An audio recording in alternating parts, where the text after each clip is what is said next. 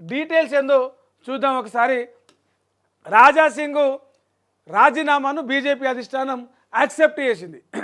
ఇక చాలు ఆయన, నువ్వు పార్టీకి చేసిన సేవ చాలు, పార్టీ లైన్ దాటి మాట్లాడతావు, పార్టీ పెద్దలను విమర్శిస్తావు, నీ నోటికి వచ్చినట్టు ఏది పడితే అది మాట్లాడతావు, ప్రతిసారి నీతో ఒక పంచాయతీ అవుతా ఉన్నది, ఈ లొల్లి పంచాయతీ వద్దు, ఇక నీ దారి నువ్వు చూసుకొని ఆయన అని చెప్పేసి రాజాసింగ్ చేసిన రాజీనామాను ఒప్పుకున్నారు. మరి ఇప్పుడు రాజాసింగ్ ఎక్కడ పోతాడు? శివసేన పోతాడు అని చెప్పేసి కొన్ని కామెంట్లు వచ్చినాయి. లేదు, హరీష్ రావుకు మంచి ఫ్రెండు, మంచి పరిచయాలు ఉన్నాయి, బీఆర్ఎస్లో పోతారని చెప్పేసి సోషల్ మీడియాలో ఒక చర్చ జరుగుతుంది.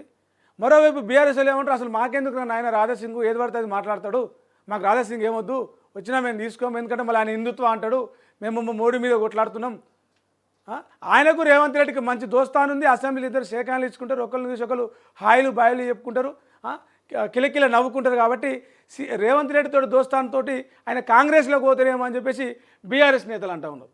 మరోవైపు స్పీకర్కు కంప్లైంట్ చేసి రాజాసింగ్ని ఎమ్మెల్యే పదవి నుంచి కూడా పక్కకు జరపాలి, గోషమాల్లో కూడా ఉప ఎన్నిక తేవాలి, బీజేపీ ఆడ క్యాడర్ ఉంటుంది కాబట్టి గెలిపించుకోవాలి, బీజేపీది ఆ స్థానం అని నిరూపించుకోవాలి, రాజాసింగ్ గోషమాల్లో రాజాసింగ్ ప్రభావం ఏముండదు, బీజేపీ వల్ల రాజాసింగ్ గెలుస్తుండే, రాజాసింగ్ వల్ల బీజేపీకి ఉపయోగం లేదు అని నిరూపించుకోవాలని చెప్పేసి బీజేపీ ప్లాన్ చేస్తూ ఉంది.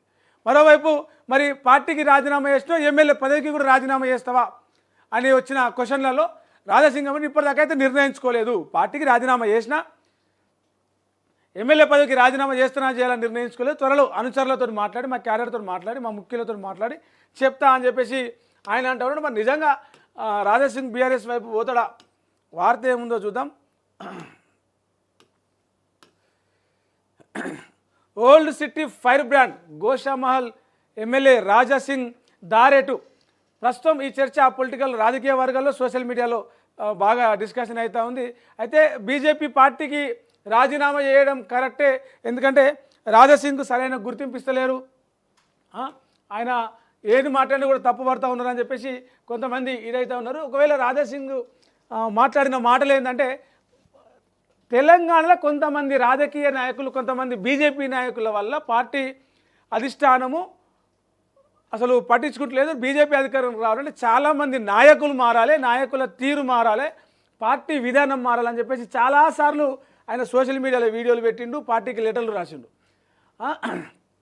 సచ్చేదాకా నేనైతే హిందుత్వ కోసమే ఉంటా, బీజేపీ కనుక హిందుత్వతో ఉంటే బీజేపీతో ఉంటా, లేకపోతే ఇది అవసరం లేదు, మీరు మీ ఇష్టం వచ్చిన వాళ్ళకు, మిమ్మల్ని పొగిడే వాళ్లకు, మీ చెంచా వాళ్లకు, మీ మోచేతి నీళ్ళు తాగే వాళ్ళకే మీరు అధ్యక్ష పదవులు ఇస్తూ ఉన్నారు, మీరు వాళ్ళకే అవకాశాలు ఇస్తూ ఉన్నారు. పార్టీ కోసం పనిచేసి, పార్టీ కోసం ప్రాణం పెట్టి పనిచేసే వాళ్ళకి ఎప్పుడు వెనకకే వేస్తున్నారని చెప్పేసి కొంత ఫైర్ అయ్యిండు. మొన్నటి అధ్యక్ష పదవి విషయంలో జిల్లా అధ్యక్షులు, బీజేపీ జిల్లా అధ్యక్షులను నియమించినప్పుడు కూడా కొంత ఫైట్ చేస్తున్నారు. బీసీలు లేరా, పార్టీలో సీనియర్లు లేరా, మీరు ఓల్కవర్తాలకు ఎందుకు ఇస్తున్నారు, మీ అనుచరులకే పదవులు ఇచ్చుకుంటారా అని చెప్పేసి కూడా ఫైర్ అయ్యిండు. తాజాగా రాష్ట్ర అధ్యక్ష పదవి మీద కూడా ఎవరో బీసీలకు ఇస్తారనుకున్నాం, మేము కాదా, మేము 3 సార్లు గెలిచినా, 3 సార్లు పార్టీని గెలిపించిన, నాకు కూడా అవకాశం ఇవ్వాలని చెప్పేసి ఆశపడ్డాడు.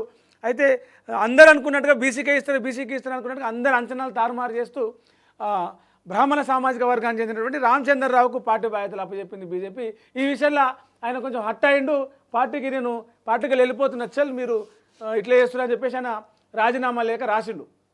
అయితే మొన్నటి వరకు కూడా బీజేపీ నిజంగా చెప్పాలంటే రాజాసింగ్ మీద చర్యలు తీసుకోవడానికి కొంత ఆలోచించింది. రాజాసింగ్ ఇంపాక్టు పార్టీ క్యాడర్ మీద ఉంటుంది, ఒక గోషమాల్లోనే కాదు, ఒక హైదరాబాద్లోనే కాదు, జిల్లాలలో కూడా రాజాసింగ్కు మంచి ఫ్యాన్ బేస్ ఉంది.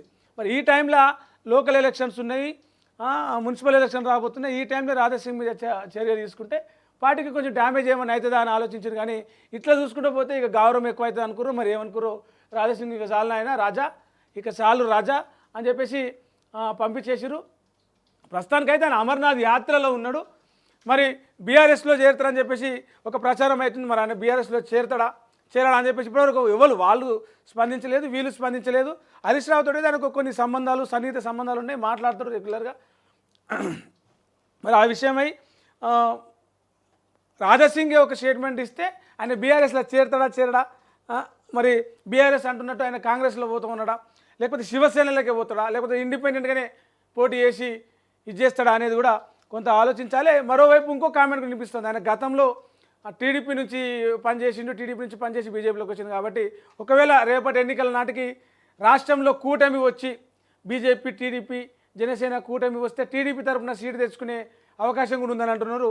మరి చూడాలి. ఇప్పుడు ఇప్పటికైతే పార్టీకి రాజీనామా చేసిండు, ఎమ్మెల్యే పదవికి చేయలేదు. మరి ఆయన అమర్నాథ్ యాత్ర నుంచి వచ్చి స్పందిస్తారో అక్కడి నుంచి మళ్ళీ ఆయనకు అలవాటే కదా వీడియో చేసి పెట్టుడు సోషల్ మీడియాలో, దాని మీద పెడతారా ఏందనేది చూడాలి. మరి అయితే హరీష్ రావు చర్చలు చేసినాడు, బీఆర్ఎస్ కీలక నేత మాజీ మంత్రి హరీష్ రావు చర్చలు చేసినాడు. రాజాసింగ్ను ఇద్దరు మంచి దోస్తులు తరచూ ఫోన్లో మాట్లాడుకుంటున్నారు. ఇదే విషయాన్ని రాజాసింగ్ మీడియా వేదికగా తెలియజేసినది. ఇప్పటికీ హరీష్ రావు రాజాసింగ్ మీద చర్చలు పూర్తయినట్టు తెలుస్తూ ఉంది. తాజాగా కేటీఆర్తో మాజీ మంత్రి హరీష్ రావు మాట్లాడారని, త్వరలో రాజాసింగ్ తన అనుచరులతో కలిసి బీఆర్ఎస్ తీర్థం పుచ్చుకొని ఉన్నట్టు తెలుస్తుంది. అయితే హిందుత్వవాదాన్ని మాత్రం నేను వదులుకోను, నా హిందుత్వం నాదే, నా వాదం నాదే, అది దానికి ఒప్పుకుంటేనే నేను బీఆర్ఎస్ పార్టీలో చేరతా, లేకపోతే లేదు అని చెప్పేసి ఒక కండిషన్ పెట్టినట. దానికి కేసీఆర్ కూడా ఒప్పుకున్నట్టు చర్చ జరుగుతుందట. మరి అమర్నాథ్ యాత్రలో ఉన్నాడు ఆయన. వచ్చినాక ఆ గులాబీ కండువా తీసేసి ఏమంటారు బీజేపీ కాషాయ కండువా తీసేసి గులాబీ కండువా కప్పుకోడా? మరి హిందుత్వ రాజాసింగ్ హిందుత్వవాదానికి బీఆర్ఎస్కు ఎట్లా సెట్ అవుతుంది?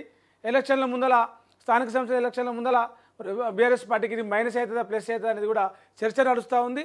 చూడాలి మరి రాజాసింగ్ కానీ హరీష్ రావు కానీ ఈ విషయంలో ఏదైనా స్టేట్మెంట్ చేస్తే ఒక క్లారిటీ వస్తుంది. అది అట్లా ఉంటే ఇక కొత్తగా